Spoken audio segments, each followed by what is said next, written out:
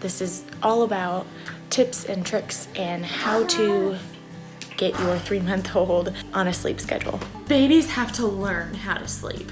If your baby has a horrible nap, that's okay. If he sleeps horrible at night, that's okay. Give yourself some grace. Just like everything else, having to learn how to eat, having to walk, having to learn how to crawl, all of those things are things that have to be learned. So let's go ahead and get started. If a 3-month-old isn't sleeping well at night, try to adjust your daytime routine. Babies do thrive on routine.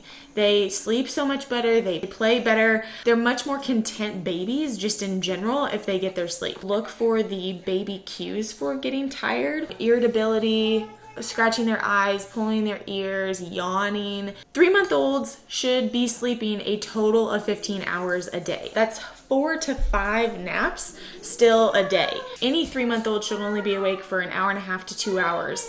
So awake an hour and a half to 2 hours, asleep for an hour and a half to 2 hours. Even if your baby doesn't seem tired, try to put them down. And that can be good for recognizing, okay, I should be tired.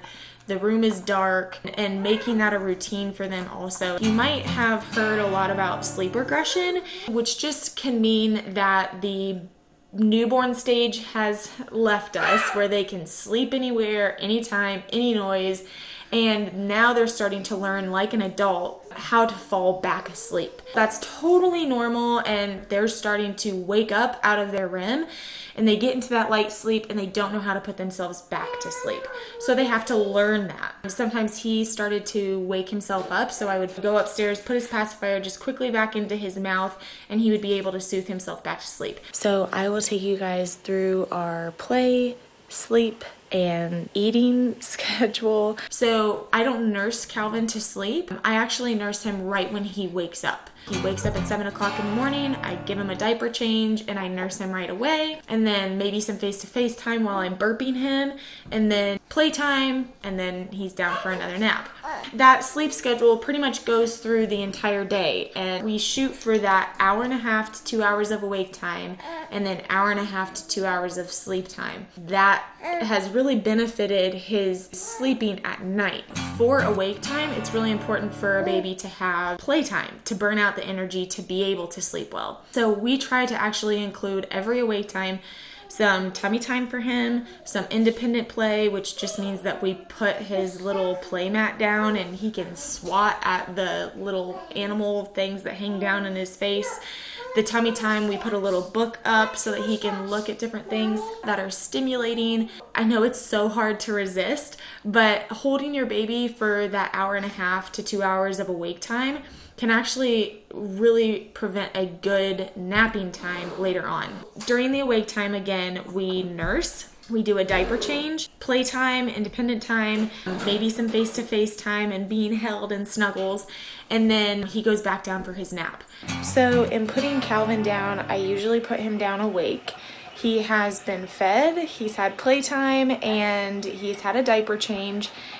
I put on his little sleep machine, which is this little lamb, and give him his pacifier. And so those are two things that he knows he receives right before he goes down for a nap or when he goes down to sleep at night. I put a little blanket over him and I just kind of carry him around a little bit to get some skin on skin time.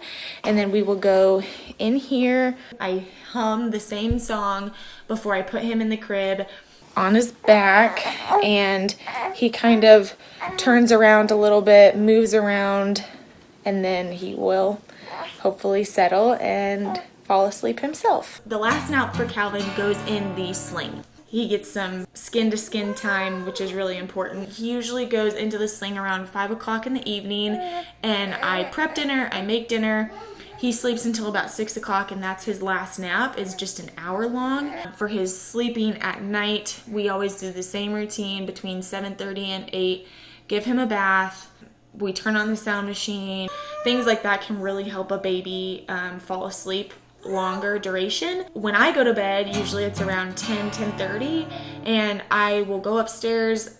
I won't wake him up. I'll just kind of roll him over. He's kind of still asleep, but he's learned how to nurse while he's still asleep, and then I put him right back down. And that dream feed just kind of fills him up so that he has a longer duration before he wakes up around 3 o'clock in the morning. He nurses again, and then he wakes up for the day at 7 a.m. That is kind of our schedule. Just so you know, when he turns 4 months, this will probably change. Things are always kind of changing. It's not a perfect science, and so you're doing the best you can, Mom. I'm doing the best that I can. It's taken about a week for me to get him on this schedule after a little bit of a sleep regression, and I hope this helps you guys. Mama out.